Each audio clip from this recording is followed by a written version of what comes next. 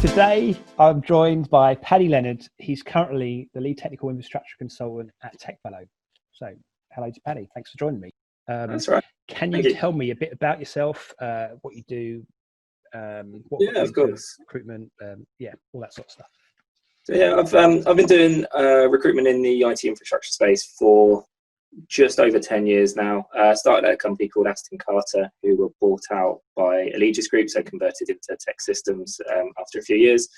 And then I moved across to my current firm, TechFellow, back in 2015, so just over 5 years. I've been here now. So we're a kind of smaller niche recruitment agency. We focus on kind of the contingent side of things mostly, but from a technical standpoint, mostly anything within the core infrastructure space, and then IT security are our specialists. The majority of what we do is predominantly into financial services, in the hedge funds, trading companies, investment banks, and fintechs.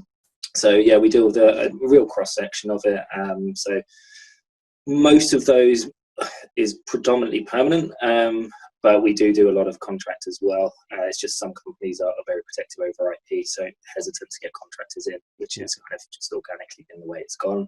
But yeah, that's kind of our area of expertise. Me personally, when I first started in the industry, I focused on the Unix and Linux space, and then as that's evolved over time, that's kind of morphed into the DevOps world, and then the SRE space. And obviously, there's a lot of crossover between all of those, and obviously the definitions of each of those is very much up for debate depending on who you talk to and what company you're at. So that's kind of my area of personal expertise, and I run a team who focus on all the major verticals within infrastructure as well within those spaces. Did you set out to be a recruitment consultant back in the day? Absolutely not. What did you want to be when you grew up, when you were younger? Well, I was massive into sport, as a lot of people were, and then I realised I was at best average, at worst way below that. So my kind of dream job when I kind of was old enough to be realistic was I wanted to be a football agent, actually. Because I'm just really interested in football, wanted to be involved in the game in some way, despite having a complete lack of talent. And then by hook or by crook, I've turned up being the exact same thing, but for IT professionals. So it's funny how it's turned out that way through luck rather than judgment. You still look like you're doing all right for yourself. So next question, I guess. So back in the old days, we had sysadmins. You touched on it a little bit. Linux network storage engineers, DBAs, developers. A data center full of servers. It's all in-house stuff. And then maybe over the last 3, 4, maybe even 5 years, we've seen a shift into automation. So config management applications like Puppet, Ansible, probably quite a number of others. So we've had a massive swing into the cloud infrastructure as well. And I guess, can you sort of describe how you've seen this change, sort of witnessed by you? Has the speed of movement towards automation sort of caused like a lack of skills in the market because it's moved quite quickly, and maybe there's that lag, or even offshoring? Have you seen a lot of offshoring because of it? And I guess people get left behind. So does it also favour the younger generation in a way? So quite a lot in that question. Yeah. So I can kind of talk my experiences. So from a Unix and Linux perspective, it was very much, as you said, the sysadmins, and then as the technology got more and more complex, there was more need for automation, just because people didn't have the time to manually do what they needed to do. So the more grunt work, heavy work, they were kind of looking, well, a lot of companies were going, well, why are we paying premium prices for what is, in a lot of circumstances, very much grunt work now? So that was kind of where a lot of it happened in maybe 7, 8 years ago, in my experience, where a lot of companies started going to either completely offshore to low-cost locations like the Indias and things like that, or they'd go to lower-cost locations in like places like the UK, where they would get government subsidies to set up technical hubs in certain places, so they'd be able to tap into the UK talent pool, but they wouldn't necessarily need to pay the prices for real estate and for staff that they would in London. So like companies like Barclays had a big move to Knutsford in Cheshire. Sky are up is it Manchester or something as well? Well, Sky have got one in Osterley in West London, and then others at BBC are in Manchester. Yeah, Morgan Stanley and JP Morgan have got places in Scotland, Deutsche Bank in Birmingham. So that kind of a lot of that kicked off in kind of the early 2010s, and then as a result of that, just infrastructure as code just started becoming a thing where people just started seeing the benefits of what could happen when you automate the approach and how much time that frees up for you to do technological improvements within your specific area. So I think it was more the benefits of automation for time, and then what you could do once you've gained that time back because you've automated a lot of the processes that you didn't need to do manually. It was just historically how you always did it. So it's kind of more innovation rather than anything else would be my opinion on that one. Does that answer your question? Yeah, I think so. Do you feel like there's actually a younger generation in there? Because I work in a similar field myself, and I'm in my early 40s, and I still feel like I'm kind of one of the youngest ones. Sometimes there are people younger than me, but not a lot of people younger than me, and I feel like I'm not the oldest either by quite some way in some cases. So do you see a shift towards? Well, I see a shift in the type of person who go into these roles now. Yeah. Whereas when I first started working in it, wouldn't be unusual to see people who came in straight from a school job and then kind of learned their way up and kind of developed as they went. Whereas now, because code is so important to so many different roles, the newer generation are coming in and needing to have computer science, at least knowledge, if not expertise, to kind of get the conceptual side of things to a certain level. So what I've seen is more that the younger generation are having to be more code heavy. And then also, if someone 20 years ago came in with a computer science degree, infrastructure wasn't the cool and sexy stuff that they'd want to go into. So that's why the computer science people tended to go more towards software engineering. But now, because there's a crossover between infrastructure and software, that means that people from a computer science background are more attracted to infrastructure than they maybe were 10, 15 years ago. It's the whole infrastructure as code stuff, isn't it? There's a load of great products out there, from Terraform and other products. Okay. Also the hiring process. So I imagine it's changed. I remember back in the day, I've had an interview, ask a few questions, get a feel for me as a person, offer the job or not. It was pretty quick. Contract interviews are different to permanent interviews, I've found in my experience.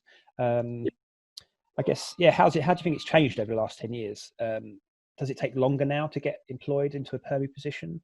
I would say it's relatively similar.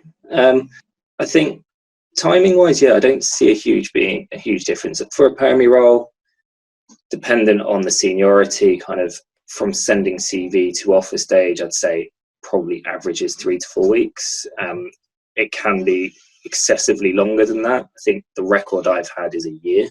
From TV to getting an offer, which is always shows a lot about the company and what they do and how they go about things. But equally, I've had people get a role in 2 and 3 days. So I think one of those is it's more about the internal recruitment process at the firm you're working with, how motivated they are and how engaged they are in actually attracting talent, because companies who are focused on getting talent have very streamlined processes, and you don't have to jump through hoops just to tick a box. Whereas there's layers, isn't it? Well, you in some places I've worked as a contractor, the permies had 7 stages of interviews. Your technical manager, and then their bosses, and then maybe their boss's boss, and then with HR, and then someone else just to give us a sign off. And you think, wow, they already decided that this guy was going to work at this level. Why do they need to sort of go up there and tick the box? So that's kind of the difference between perm and contract straight away, which is with a contractor, obviously you've got a contract, but if it doesn't work out, it's very easy to cut the cord.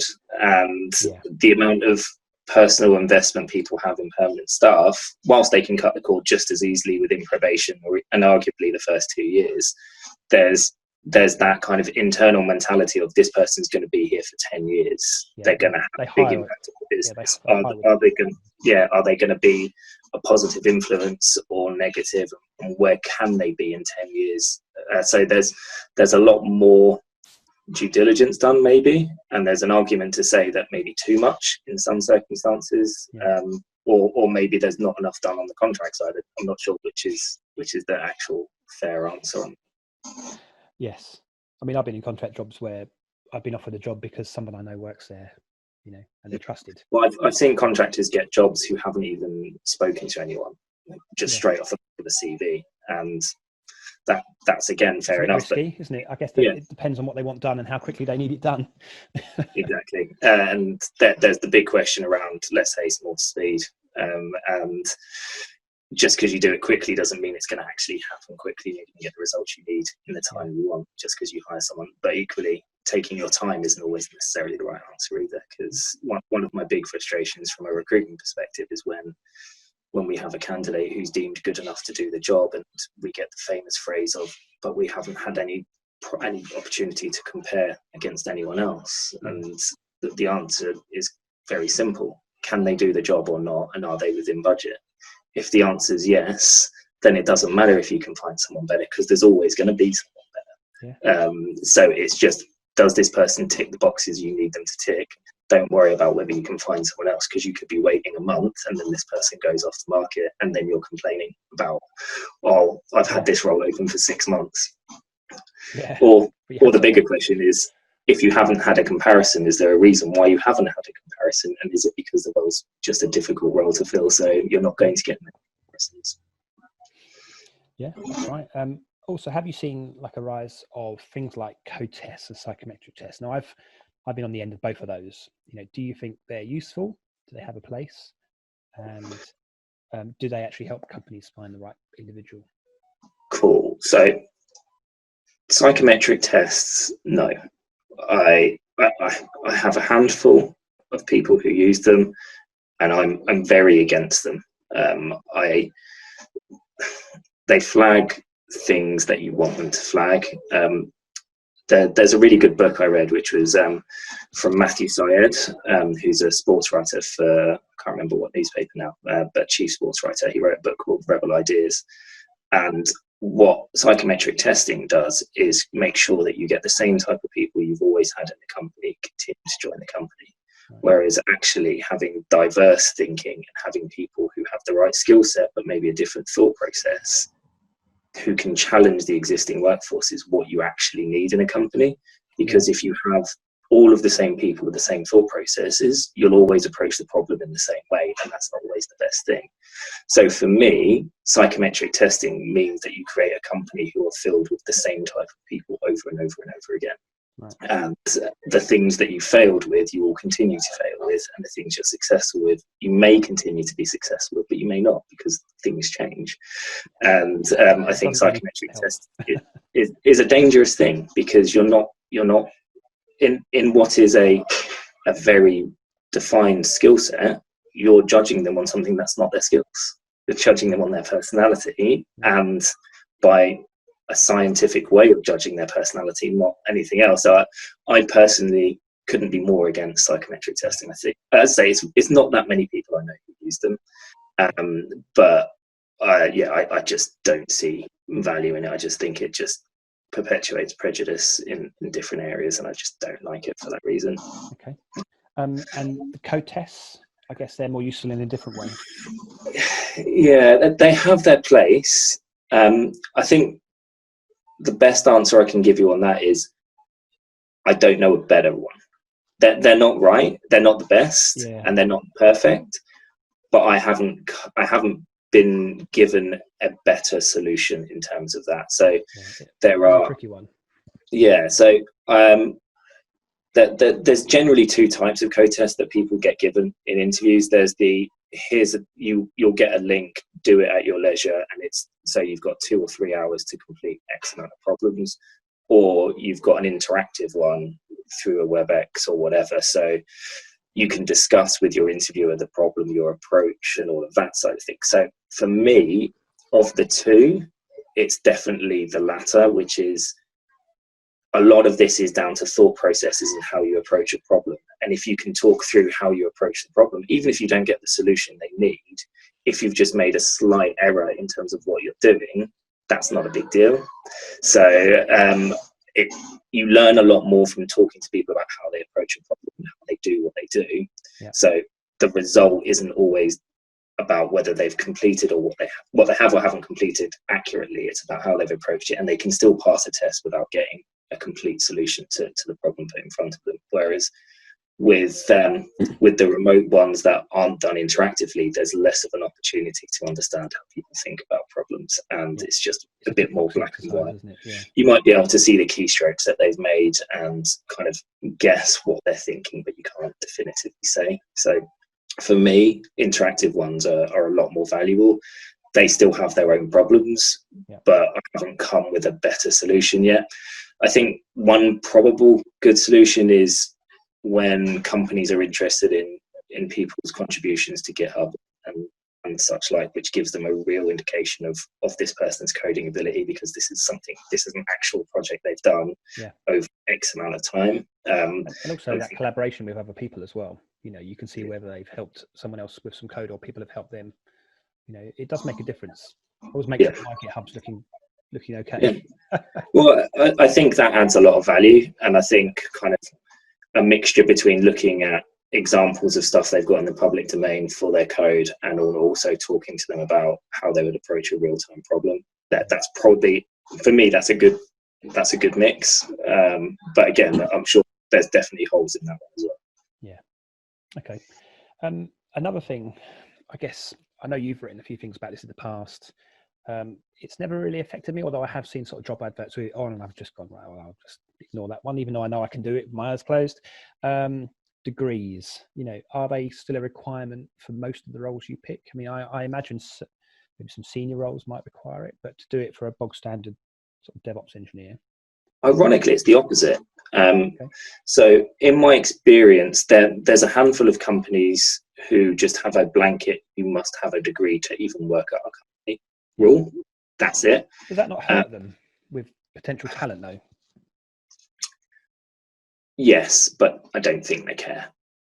Is probably the best assessment on that, which is that they class themselves as elite, and that's kind of, whilst they're losing out on a significant amount of the market, they want to keep their elite status. And I think it also, like, for example, there's one client I worked with who for a long time had that blanket approach, and after about 4 or 5 years of chipping away and telling them how many people that they're missing out on, they reversed that policy a few years ago, and as a result they've made some fantastic hires of people that wouldn't do. And I made a point of just going, look at the people you've hired who you wouldn't have, who've been real benchmark hires in the company.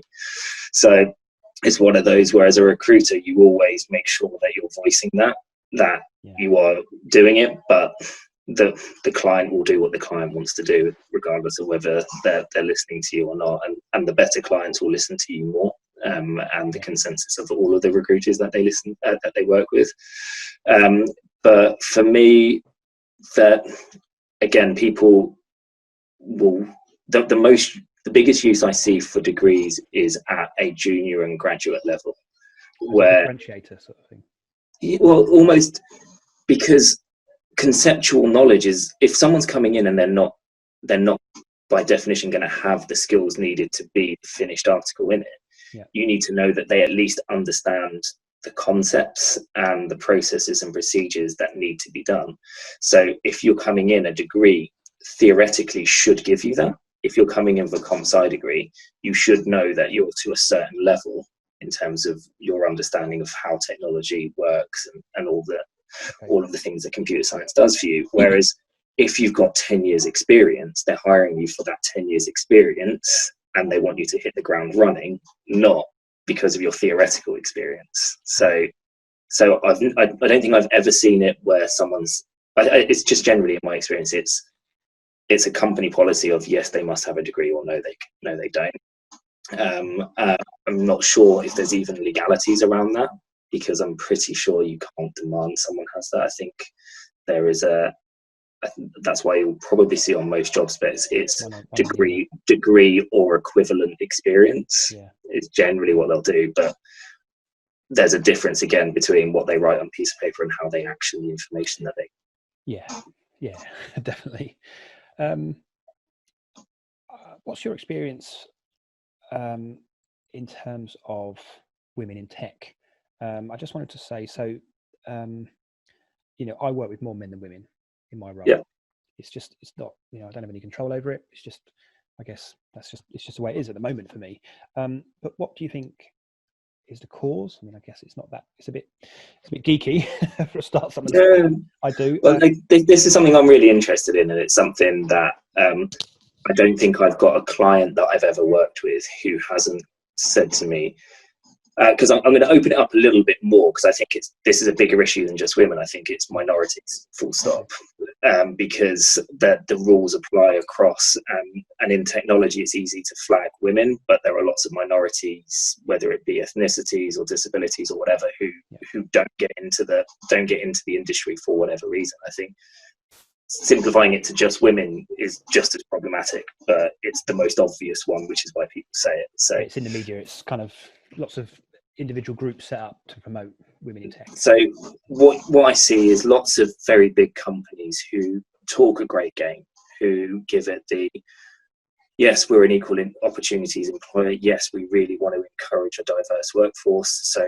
please send us candidates from a diverse background. Yeah. And that then goes on their statistics that they can report to their boards and all of that, which is brilliant to report to new hires going, look at us, we're a diverse workforce. So hopefully it's chicken and egg. We've got diverse people, so we attract diverse people as well. Yeah. The problem with that from my side of things is it's only doing half of what you need, because what you also need to be doing is, by doing what they're doing, all they're doing is highlighting and hoovering up an existing talent force which is in the workforce. So if we're saying that minorities account for 10% of the workforce, if you have 50% minorities, that's brilliant, but that means that those minorities can't work elsewhere. There's only so much of them. So I think the bigger issue is, and I'm starting to see a couple of companies do this, I'm not going to name them because I'm sure they haven't got permission to name, but there's 2 companies I know who are clients of mine who actually do this, and I know they do this. And they take the problem seriously to the extent where they invest in the future. And I'm not talking about they go to universities and they give them a grant or for diversity or whatever. What they do is they actually go into primary schools. Wow. They get people from minority backgrounds who work in their existing talent, and they get them to go into schools at a primary school level and engage with those people and get people from minority backgrounds in schools interested in these areas, because they have then got role models in these areas. And then you've got, because even at GCSE level it's too late.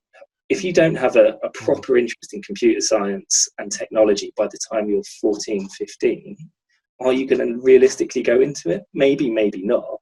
But if you engage with them at the age of 6 or 7, and they see this really powerful minority person who's in front of them, who shows what kind of future they can have and the kind of abilities that they can build from engaging with this area, whether it be technology or whatever it is, it doesn't matter. The concept applies for any area where there's a minority.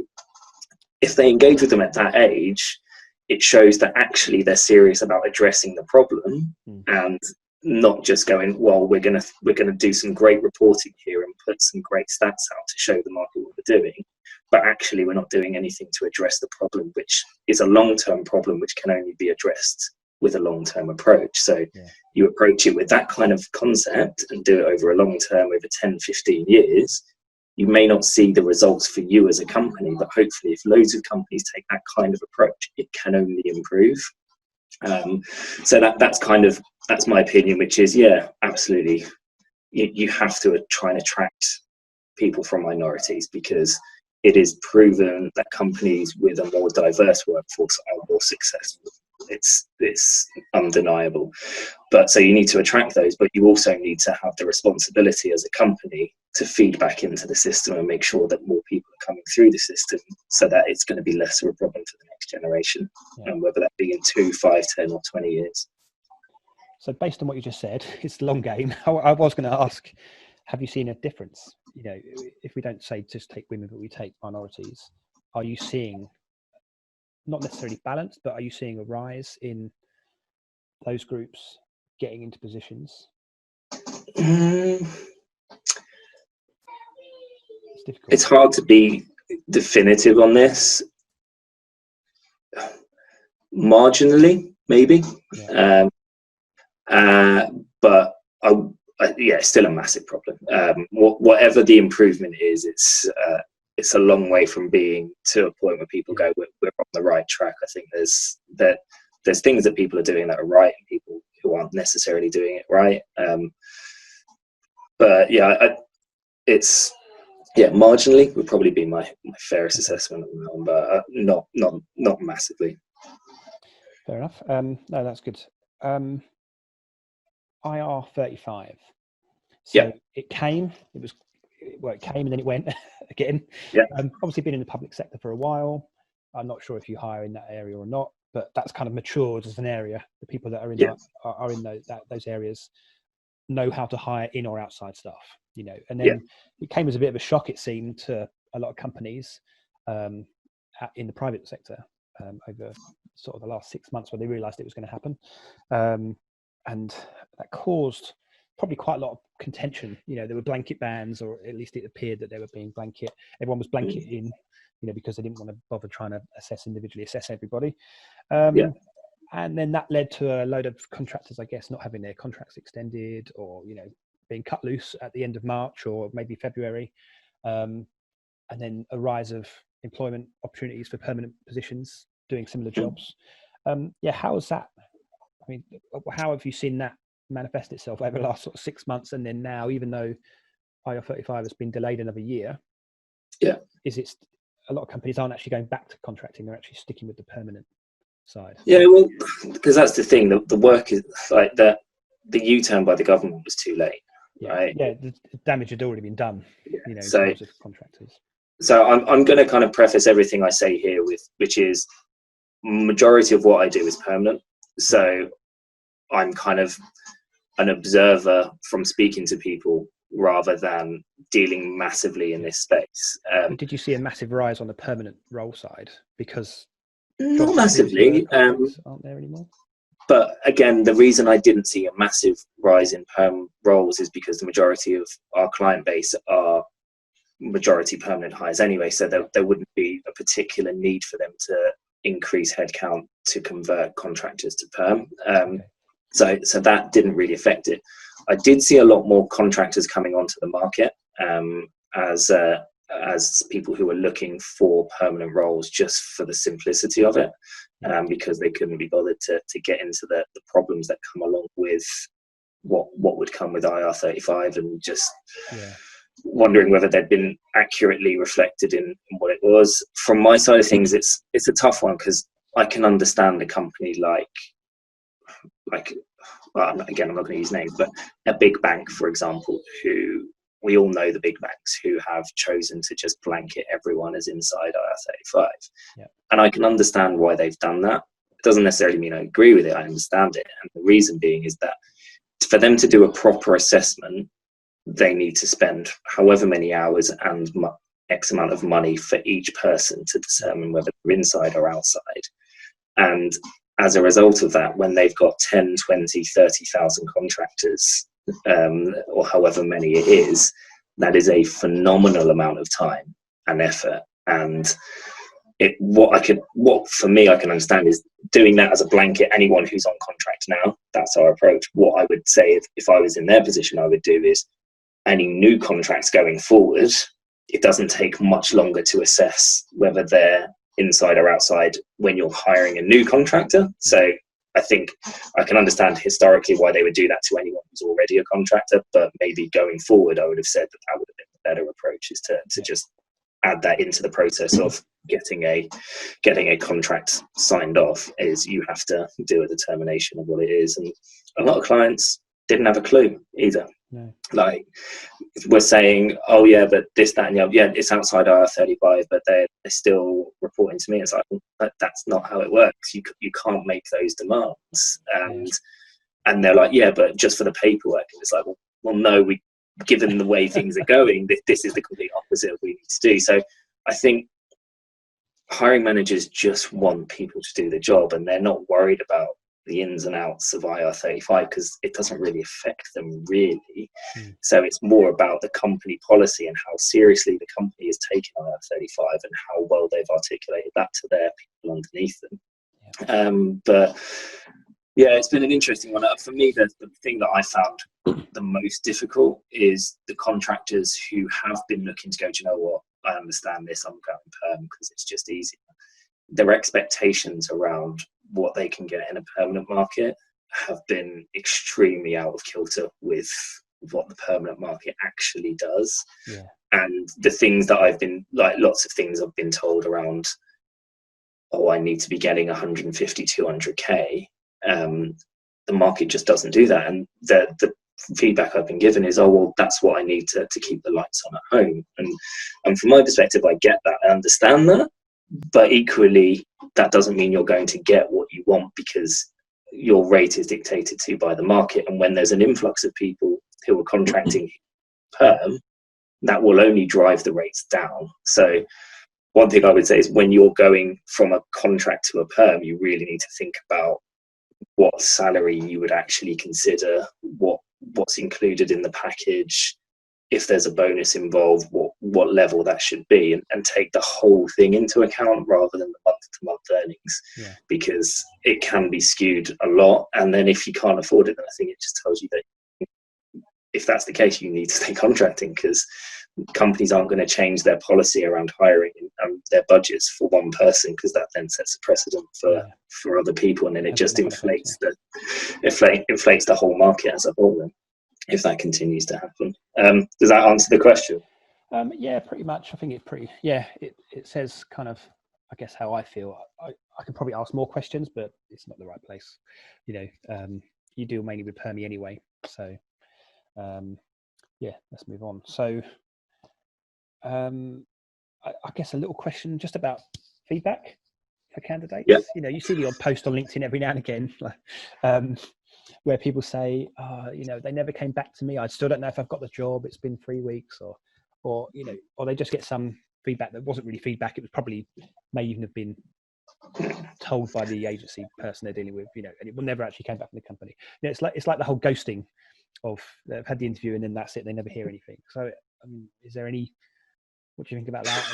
So I can only tell you what my experience is. Recruiters get a bad rap for this, and that I'm not defending recruiters, because there are some people who rightfully get a bad rap for this, and I'm sure I'm guilty of it at times as well, although I'd like to think not. But so from my perspective, there is no value in me getting feedback from my client and not passing it on to a candidate. There's just, what is the point? If I'm going to get feedback, I'm going to give it to you, and I'm going to give it to you as soon as I can, whether that be positive, negative, or otherwise, because that's the least a candidate deserves. You've invested however long, like when we're talking, like you said there, I have people who go for full day on-site interviews, talking 6-7 hours of interviews, a day's holiday.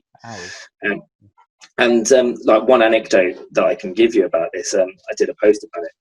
Again, I'm not going to mention the company name, but I had somebody who had, so this is the entire process, and this isn't just a one-off, this is the company's policy. So they have like a HR interview, they do a code test, a phone screen, and then a full day on site. So we're probably talking committed to that company's hiring process to get through it all, probably a good 10 hours, not including traveling time for interviews and things like that.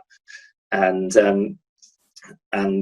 they will reject candidates and say it's their policy to not give feedback. So we do what we can, go down the back channels to get unofficial feedback from people, but sometimes we can't even get that.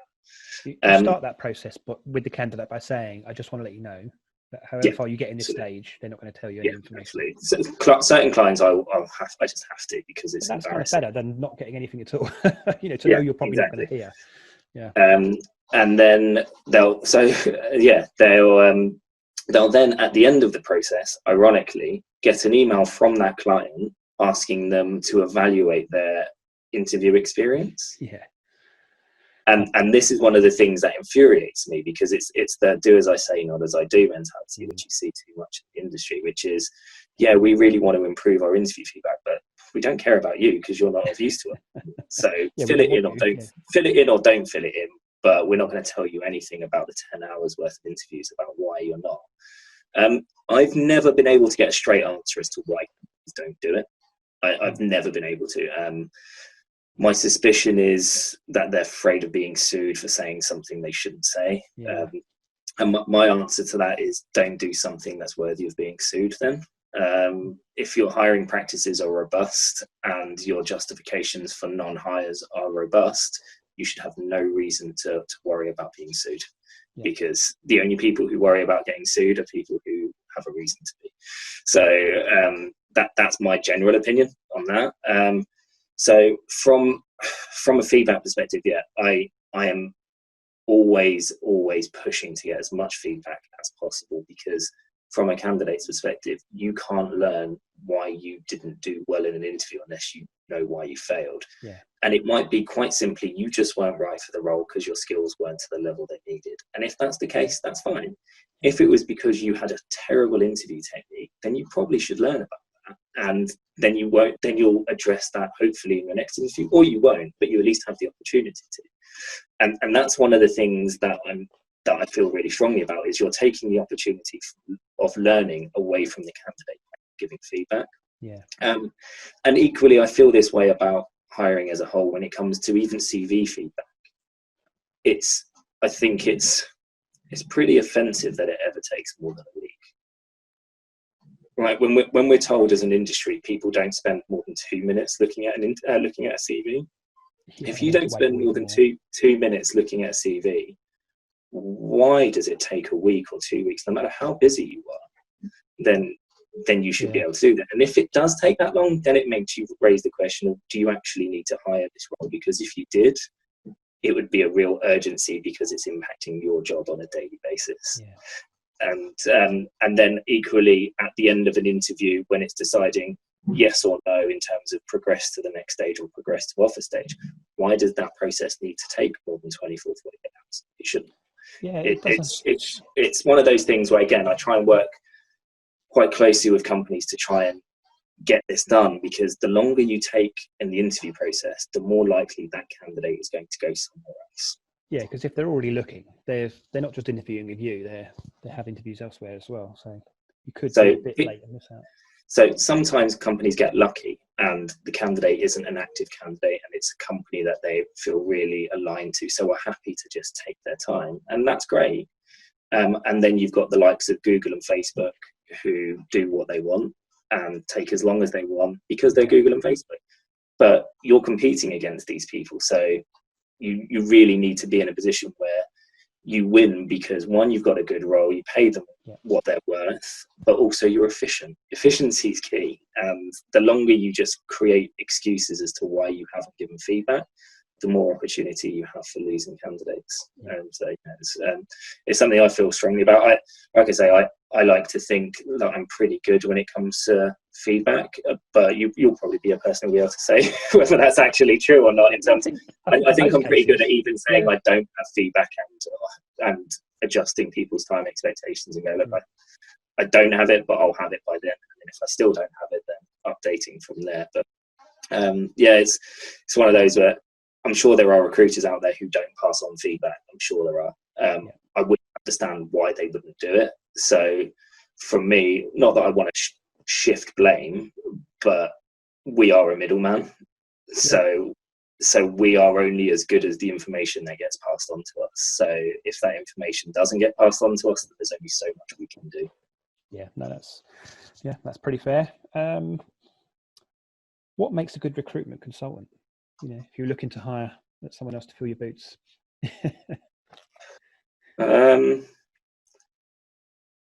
There's loads of stuff, but I think that the key kind of 2 or 3 things are honesty. If you actually have integrity, you'll go far, because that shines through above all of the flashy suits and Rolexes and all of that kind of stuff. If you know what you're talking about, which you can't know immediately. That will come. But if you are honest about what you do and you don't know and what you can and can't do for people, then people will remember. I've had plenty of times where clients have come to me and asked me to deliver against a role, and I haven't had the bandwidth, or we haven't had the bandwidth to do it. And we've just been honest, but that client has then come back to us further down the line, knowing that if we say yes, we'll do it, and we'll do it well. If we say no, then there's a reason for it. So for me, honesty is a big one, and then organisation is the other one. You have to be organised, and this maybe plays into the feedback thing as to why people don't get feedback, because they're just chasing the placement, and they don't realise that actually we've had 2 or 3 people who've been rejected. How about we spend 20 minutes just having a quick chat with them and explaining it? Yeah. That might be it in terms of keeping track of what's going on, because there's plenty of crossover between roles that candidates can go to. So it's understanding all your client portfolio of roles, but also understanding all the candidates you're speaking with, and why they might be relevant. I'm blessed with quite a good memory, which helps me out and gets me out of the holes my organisation doesn't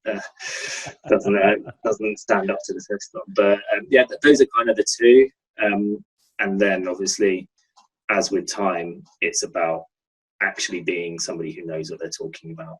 When it comes to, you don't need to be a techie, because I'm not, but I speak to techies every single day, and there's an amount that I absorb from that where I know what I'm talking about to a certain level, and I can kind of, I was going to use the word blag it, but maybe that's probably the right word. But yeah, that's kind of my opinion on that. Those are kind of the key things in terms of that. But there's probably about another 50 different things you need to be doing half decently to be successful. Sums up most jobs, to be honest. Yeah, exactly. And if it was as easy as that, then we would find it a lot easier hiring for ourselves as well, which is part of the battle. So yeah, it's always the hard thing, how you know when you found the person that's going to do it. Sometimes you just know without even asking too many questions, and another time you'll ask all the questions, get all the right answers, but still not feel it for whatever reason.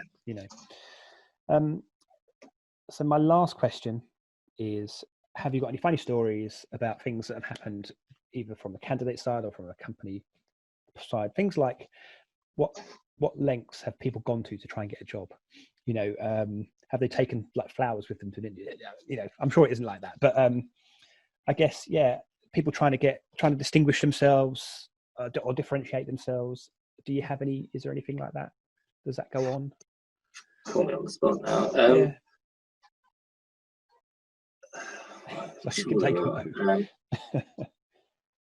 Well, one time I remember I had a candidate who was interviewing at a .com. From a .com, and he was interviewing at a bank and had never interviewed at a bank, so rocked up in shall we say clothes that weren't right for the timing. So I had to take. So luckily I'd met him for a coffee like an hour before the interview, so I had to take him to a suit shop, and he just bought like a cheap suit that he had to wear, so I had to hold on to his suit for him for a couple of hours while he had an interview. But I also had to tie his tie for him because he'd never tied a tie before in his life. So that was one. Again, a bit more outdated now, less important than it was. I'm sure I've got loads. Yeah, it's more. I think it's more the failures that come out as being the funny stuff, where you just go, "What were you thinking?" Yeah, because people do weird stuff in when they're under a little bit of pressure sometimes. Yeah, I've had people go into a rubber stamp HR interview and use a racial slur. That was a big no-no. Funnily enough, they didn't get the job. What else is there? Lying. Again, thinking that they're not going to get caught out. Found out. You'll always get found out, whether it be straight away or later. You will always get found out. And it's some of the lies. Again, it really caught me off. If I knew this one was coming, I'd have definitely tuned like that. And let's have a think. Get back to my notes. And like reasons people haven't taken jobs, and it's just kind of where as a human being I just don't quite get it. So like we've had ghosted, like from the Oh candidate? God, yeah. Yes. We've got the I offer, wish I didn't. everything you asked for, and now they don't bring you back. Yeah, and I blame recruiters for that, because we don't trust other recruiters, right? So I'm sure they're going under the advice of another recruiter at some point, and yeah, I'm a believer in just be honest and be upfront, and then what will happen will happen. Yeah, like I've had people who've rejected offers at companies because their dog, they didn't get an allowance to pay for their dog to be dog sitted, and things like that. And me not being a dog person, it really doesn't. It's not something I can really empathise that easily. When kind of it ticks all the boxes for the person, money, role, company, and then something like that. But they just don't want to say. But well, some people view their dogs as almost like their kids, right? And I don't get that, but I'm sure some people do. So you hear all the weird and wonderful reasons about what makes people tick and what motivates them, and you just couldn't guess with a lot of people about what it is. When it comes to money, I've had this myself, where a big bank or whatever, they want to know my history, they don't know how much money I get, what my bonus is, they want me to break down everything I get.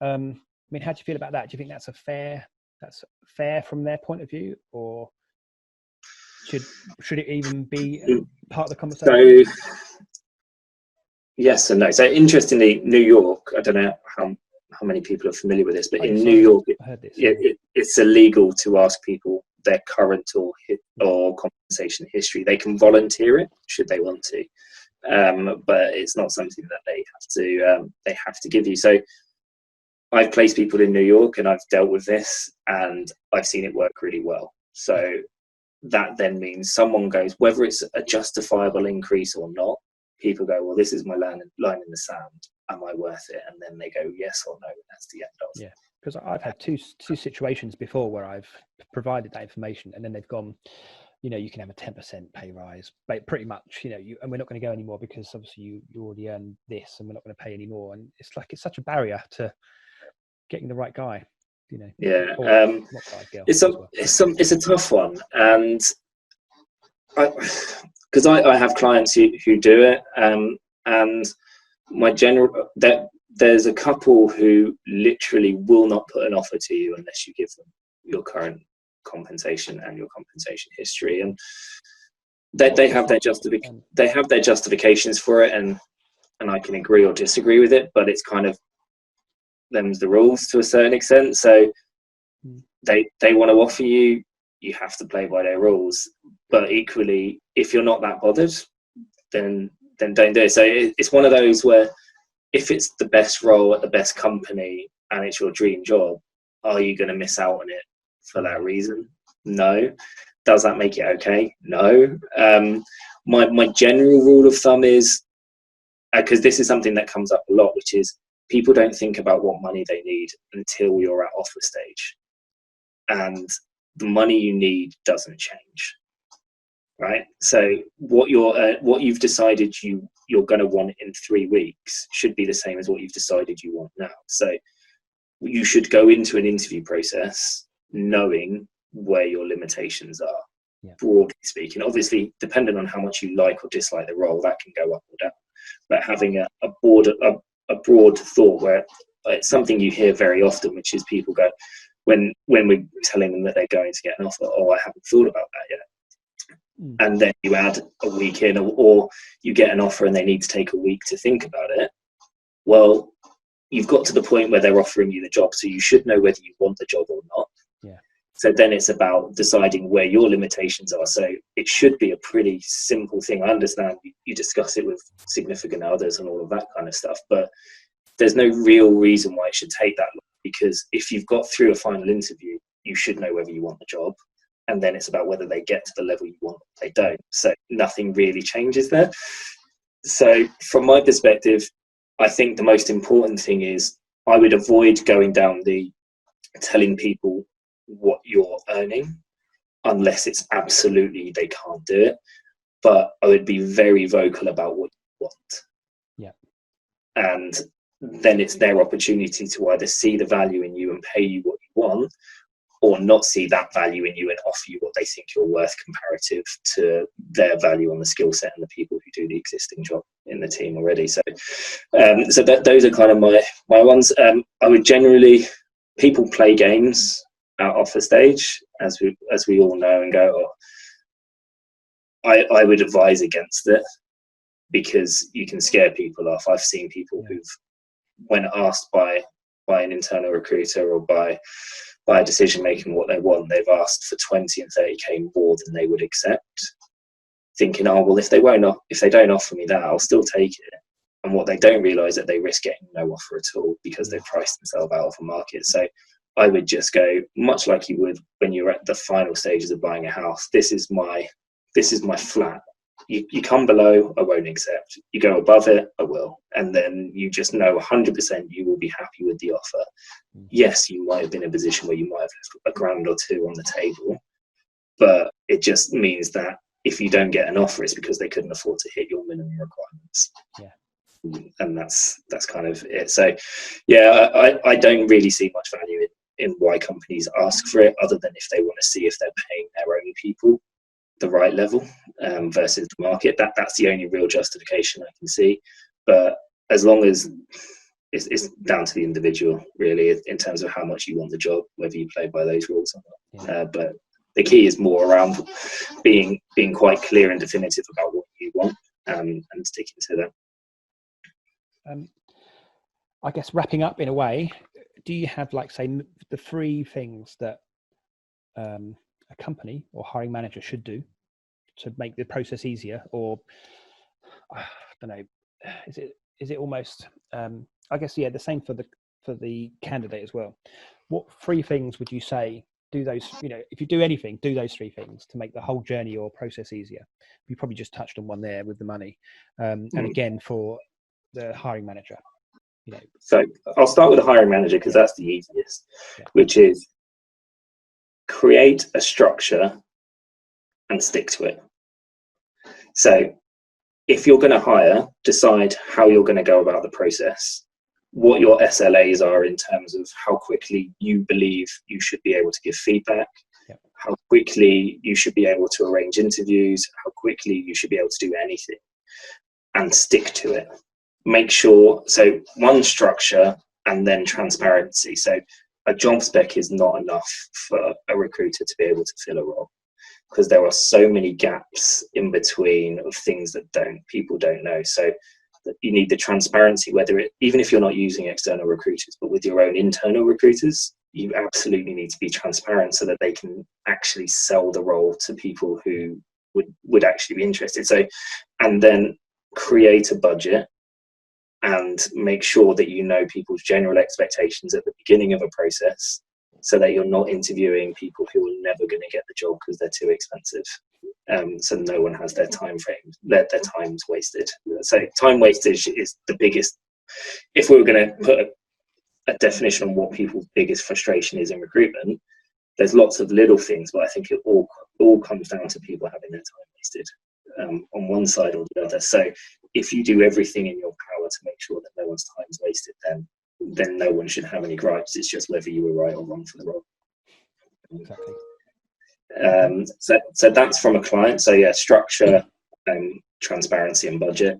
And then from a candidate perspective is CV. Just make it good. And what I mean by this is get some feedback from other people, maybe as well. Well, yeah, right. Recruiters do a lot of work they don't get paid for. Yeah. So if you are in a process where you want to start looking for a job, consult with a recruiter. And there'll be plenty of them who'll happily do it, because they'll think they might get a chance to place you off the back. There's loads of pro bono work we do. So do that, but also make sure that the CV is tailored to every role. So you shouldn't have the same CV for 2 roles, because in any role you could probably write 10 pages worth of things that you've done, and it's about what's relevant to that role and making sure you highlight that. So for me, it's that. Make sure the CV is concise and relevant to the role you're applying, and prepare. Just prepare. Make sure that you spend an hour or 2 hours before every interview and you look at what the structure is going to be. Glassdoor exists, where you'll get an idea of what people do and don't do in their interviews. If the recruiter's half decent, they should be able to give you an insight as well. And then make sure that you know what's on your CV. You can talk about your skills and experiences, and you don't get caught cold on your own skills and experience. Yep. And you can articulate why you're actually interested in a company, because people don't like being oh yeah, it's just because I'm looking for a role, so this sounded half decent. Why are you speaking to those guys as opposed to anyone else? So all of this stuff takes 5-10 minutes each, but just making sure you've actually done it. And people just, whether it's lack of organisation, arrogance, I don't know what it is, but there's so many people who don't prepare for interviews, and they miss out on opportunities as a result of just that.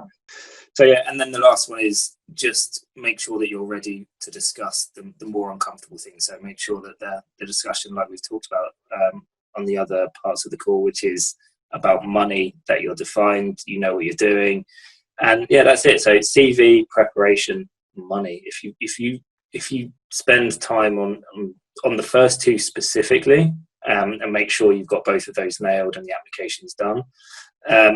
And then maybe secret answer number 4 is use feedback from previous interviews to actually inform and improve your technique. But yeah, so those are kind of the only ones. If you prepared money-wise, that's kind of a separate part of it. But in terms of getting to a position where you get an offer, those are the key. Make sure the CV's done, make sure you've prepared properly, and make sure if there's any feedback that you've got from previous interviews, you use that and make sure that you improve your approach to things from there. But those are kind of the main ones, really. Thanks for spending the time. It's been about an hour or so, and going through it with me and answering my questions. It's been really good. And, I appreciate it. Anytime, man. Anytime. So glad to help.